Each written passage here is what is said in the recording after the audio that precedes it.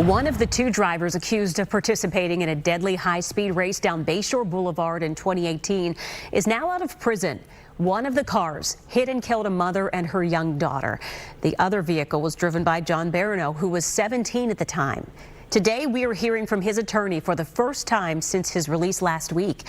Fox 13's Aaron Mesmer is live in the newsroom. Aaron, what did Barano's attorney say?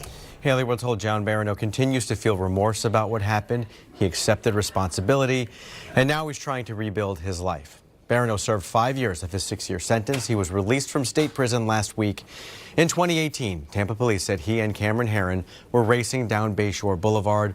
Investigators say Herron was going over 100 miles an hour just before he slammed into 24-year-old Jessica Robinald and her 21-month-old daughter Lilia. Jessica and Lilia were both killed. Herron, who was 18 at the time, was sentenced to 24 years in state prison. Barano was 17. He reached a plea agreement with prosecutors and just finished serving the required time on his sentence.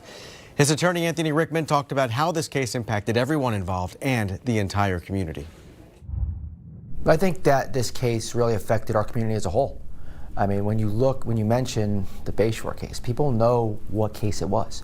And obviously it was the defining case for this community and defining case for John's life. You know, at the end of the day, he wants to move on and be the person that he knows he can be and that we are confident he will be. According to state law, certain inmates can be released after serving 85% of their sentence.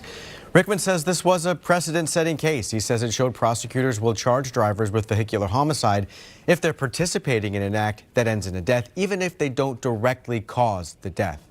Rickman says the 24-year sentence for Herron also set a precedent.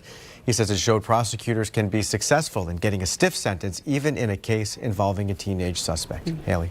All right, Aaron Mesmer reporting tonight. Aaron, thank you.